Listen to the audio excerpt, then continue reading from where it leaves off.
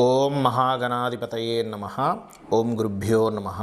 ఓం శ్రీమాత్రే నమః. పరమేశ్వర స్వరూపమైనటువంటి జ్యోతిష, వాస్తు మరియు ఇతర అనేకమైనటువంటి శాస్త్రములను మనకు అందించినటువంటి మహర్షులకి నమస్కారం. హయగ్రీవ హయగ్రీవ హయగ్రీవేతి యో వదేత్ తస్య నిస్సరతే వాణీ జనుకన్యా ప్రవాహవత్.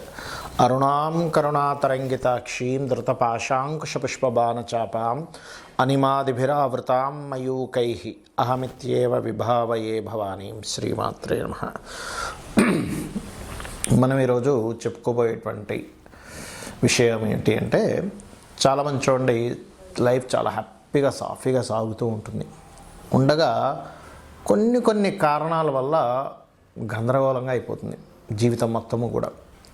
చక్కగా నడుస్తున్న బిజినెస్ డౌన్ఫాల్ అయిపోవడము, లేకపోతే మంచిగా ఉన్నటువంటి జాబు కోల్పోవడము, చక్కగా ఉన్న ఆరోగ్యం దెబ్బతిండము, ఇట్లాంటివి ఏర్పడుతూ ఉంటాయి. ఆస్తులన్నీ ఏదో లిటిగేషన్స్లోకి వెళ్ళిపోవడం. దీనికి కారణం ఏమిటి? ఈ కారణము మనం ముందుగానే మనకి మహాదశానాథుడు కానీ ప్రకృతి కానీ హెచ్చరిస్తూ ఉంటుంది.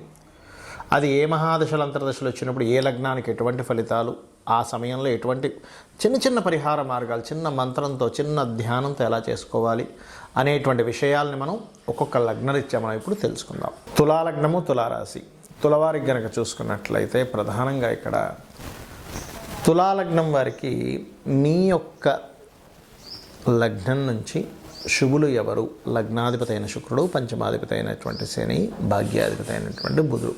సర్వే త్రికోణ నేతారో గ్రహా శుభుల ప్రదాహ. అందులో ఎటువంటి సందేహం లేదు. కానీ ఇక్కడ ఒక్కొక్కసారి అదే శుభులు పాప ఫలితాలు, అదే పాపలు శుభ ఫలితాలు ఇస్తూ ఉంటారు. ఈ శుభత్వము పాపత్వం అనేటువంటిది గ్రహాలు ఉండేటువంటి స్థితిని బట్టి, పిఏసి ప్లేస్మెంట్, ఆస్పెక్ట్, కంజంక్షన్ బట్టి మారిపోతూ ఉంటాయి. అయితే మీ తులాలగ్నానికి ఎటువంటి మహాదశ నడిచేటప్పుడు జాగ్రత్త పడాలి అనేటువంటి విషయాలు చెప్తుంది. లేనప్పటికీ కూడా చెప్పిస్తుంది సాక్షాత్ లలిత అమ్మవారిగా భావిస్తూ, ముఖ్యంగా ఇక్కడ మీకు తృతీయాధిపతి గురువు అవుతాడు. గురువు తృతీయ షష్టమాధిపతి, రెండు ఆధిపత్యాలు పాప సంబంధమైనవి. అలాంటప్పుడు ఆ మహాదశలు నడుస్తున్న, ఆ మహాదశలు నడిచే గ్రహాలు ఏవైతే ఉన్నాయో అవి గురువుతో సంబంధాలు కలిగి ఉన్న మిస్కమ్యూనికేషన్స్ వల్ల ఒక్కొక్కసారి అప్పులు ఇవ్వడం ద్వారా దారిద్ర్యాన్ని పొందుతాడు మనిషి. కాబట్టి ఈ గురువుకు సంబంధించిన ఫలితాలు పాపంగా వస్తున్నప్పుడు మీరు సింపుల్గా ఏం లేదు, శనగలు దానంగా ఇవ్వండి. గోవుకి అరటి కాయలు తినిపించండి. దేశీవాలి గోవుకి నెయ్యి ఉంటుంది. నెయ్యిని ఎక్కడైనా దీపారాధన కోసం ఆలయాల్లో ఇవ్వండి. ఖచ్చితంగా మీకు ఆ భగవత్ అనుగ్రహం ద్వారా ఈ యొక్క దారిద్ర్యం అనేటువంటిది తొలగిపోతుంది. ఇక రెండవది, ఇక్కడ ద్వితీయ సప్తమాధిపతి తులాలగ్నానికి కుజుడు అవుతాడు. అయితే కుజుడు అక్కడ కొంతవరకు పాపత్వాన్ని, సహజ పాపత్వం ఉన్నప్పటికీ ఈ లగ్నానికి సముడుగా ఇస్తూ ఉంటాడు. ఎందుకంటే ధనాధిపత్యం కూడా వచ్చింది కాబట్టి కుజుడు బాగున్నాడు అనుకుంటే భూముల మూలంగా ధనం సంపాదిస్తారు, జీవిత భాగస్వామి మూలంగా డబ్బులు వస్తూ ఉంటాయి. అయితే ఇక్కడ ఈ కుజుడు కనుక పాడైతే గొడవ వల్ల కొన్ని కోరికల వల్ల ధనాన్ని పోగొట్టుకుంటారు. ఇది గుర్తుపెట్టుకోండి.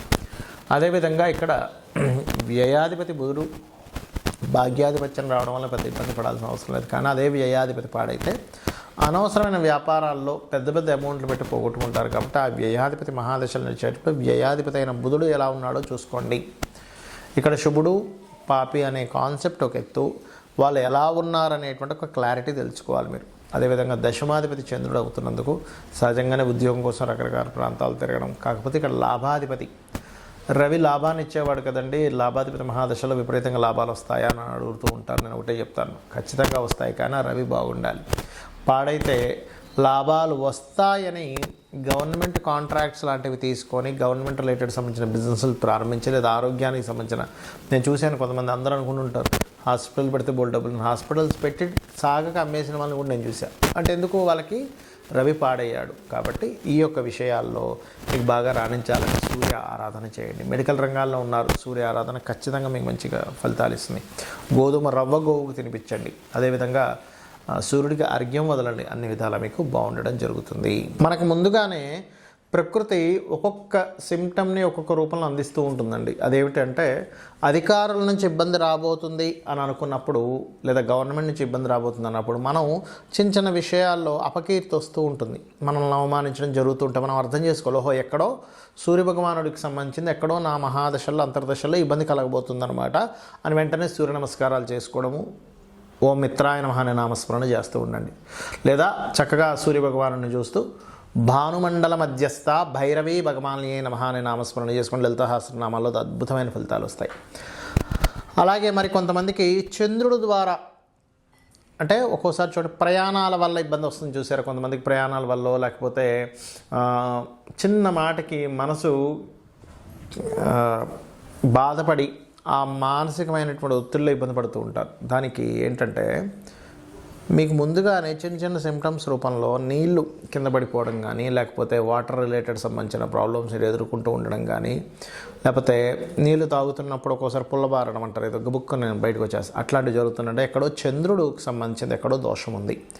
అది మీరు అర్థం చేసుకొని చంద్రుడికి సంబంధించిన దానం అంటే బియ్యం దానంగా ఇవ్వడం కానీ, గోవుకి చక్కగా మీరు గోధుమ పిండి బెల్లము కలిపిన పదార్థం తినిపించడం కానీ, ఓం మనస్వినియే నమః అనే నామస్మరణ చేయడం, లేదా ఓం అష్టమి చంద్ర విభ్రాజ అలికస్థల శోభితాయే నమః అనే నామస్మరణ రోజు ఒక 40 నిమిషాలు చేయండి.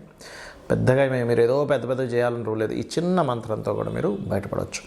అదేవిధంగా మరి కొంతమందికి భూ సంబంధించిన వివాదాలు ఏర్పడి మంచి భూమి కొంటారు అంటే వాళ్ళకి జాతకం తెలియదు, కానీ ఓ భూమి కొని ఇబ్బంది పడుతూ ఉంటారు. అప్పుడు వారాహి అష్టోత్తరం చేయండి, వారాహి అమ్మవారి స్తోత్ర పఠనం చేయండి, ఖచ్చితంగా భూ వివాదాలు తొలగుతాయి. అదేవిధంగా మరి కొంతమందికి ప్రతి చిన్న విషయానికి మిస్కమ్యూనికేషన్స్ అవుతున్నాయంటే ఎక్కడో బుధుడు పాడయ్యాడు, బుధ సంబంధంగా మీకు ఏదో రాబోతుంది.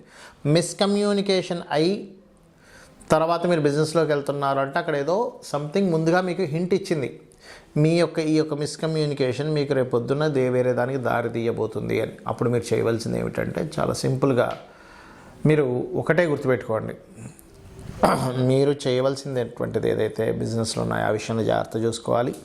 మరియు లలితా సహస్రనామాల్లో ఓం ఇంద్రగోప పరిక్షిప్త స్మరతోనాభజంగికాయ నమః, అదేవిధంగా గోవుకి గోంగూర తినిపించడం చేయండి. ఖచ్చితంగా మీకుండేటువంటి బిజినెస్ చక్కగా అభివృద్ధిలోకి వస్తుంది. గురు సంబంధించిన దోషం మీ జన్మజాతకంలో ఎక్కడో ఇబ్బంది ఉందన్నప్పుడు మీరు గురువులతో కొన్ని మాటలు పడుతూ ఉంటారు, మీకు తెలియకుండా మీ పెద్దవాళ్ళతో గైడింగ్ వాళ్ళతో. అంటే అక్కడ ఏంటి, గురుగ్రహం ఎక్కడో పాడే మీకు ఆ దోషాన్ని ఇస్తుంది. అలాంటప్పుడు గోవుకి అరటికాయలు తినిపించడము, దత్తాత్రేయ మంత్రం జై గురుదత్త శ్రీ గురుదత్త చేసుకోవడం మంచిది.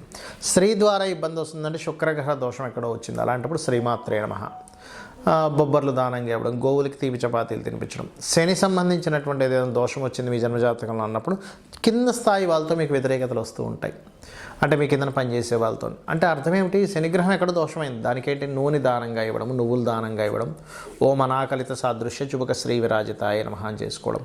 రాహు అయితే దుర్గని, కేతు అయితే గణపతి ఆరాధన చేయాలి. ఈ రకంగా చేసినట్లయితే మీకు జన్మజాతకం లేకపోయినా మీరు ఎన్ని ఇబ్బందుల్లో ఉన్నా ఆ సిమ్టమ్స్ అర్థం చేసుకుంటూ మీరు ఈ రకంగా లలితాసహస్రనామాలు చేసుకున్నా, లేదా నిత్య దీపారాధన చేసుకున్నా, నిత్య దేవతారాధన చేసుకున్నా మీకు ఎటువంటి ఇబ్బంది ఉండదు. గ్రహస్థితి ఎలా ఉన్నా సరే అమ్మవారు మిమ్మల్ని కాపాడుతుంది, కాపాడాలని మనస్ఫూర్తిగా కోరుకుంటూ శ్రీమాత్రే నమః.